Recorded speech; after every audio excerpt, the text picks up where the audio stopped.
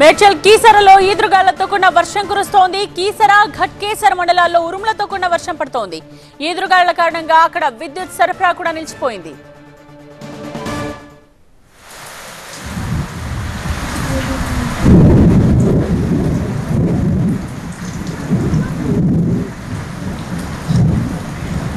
మేడ్చల్ పరిస్థితిని చూస్తూ ఉన్నాం. ఈదురుగాలతో కూడిన వర్షం పడుతోంది. అక్కడ ముఖ్యంగా కీసర ఘట్కేసర్ మండలాల్లో ఉరుములతో కూడిన వర్షం పడుతోంది.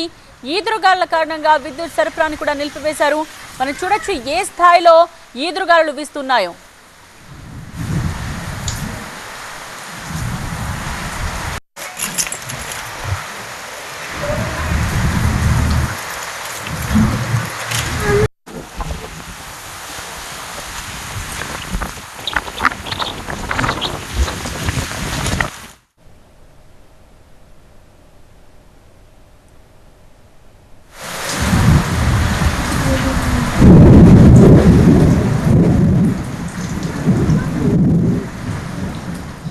కీసరలో ఈదురుగాలతో కూడిన వర్షం పడుతోంది. వాతావరణ శాఖ అధికారులు ఇప్పటికే సూచించిన విధంగానే అక్కడ వాతావరణం కనిపిస్తూ ఉంది.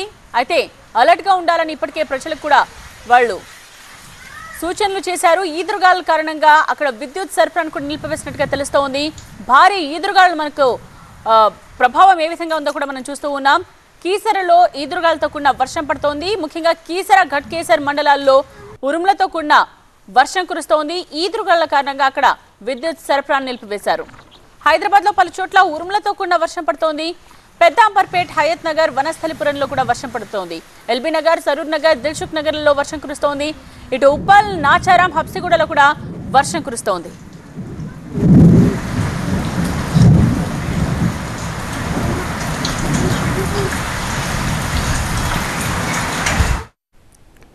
రెమాల్ తుఫాన్ ఎఫెక్ట్ శ్రీకాకుళం జిల్లాపై కనిపిస్తోంది. జిల్లా వ్యాప్తంగా ఆకాశం మేఘావృతమైంది. సముద్రం అల్లకల్లోలంగా మారింది. పలాస నియోజకవర్గం వజ్రపు కొత్తూరు మండలం మెట్టూరు తీరం వద్ద సముద్రం 30 మీటర్ల ముందుకొచ్చింది. ఒరిస్సా సరిహద్దు నియోజకవర్గాలైన ఇచ్చాపురం, పలాసల్లోని పలు చోట్ల శనివారం ఈదురుగాలతో కూడిన జల్లులు కురిశాయి. ఇచ్చాపురం నియోజకవర్గం కవిటి మండల కేంద్రంలో శనివారం వీచిన ఈదురుగాలులకు భారీ వృక్షం విరిగిపడింది. చెట్టు విరిగి రోడ్డుపై వెళ్తున్న కారుపై పట్టడంతో ఆ వాహనం ధ్వంసమైపోయింది. కారులో ఉన్న 2 వ్యక్తులకు గాయాలయ్యాయి.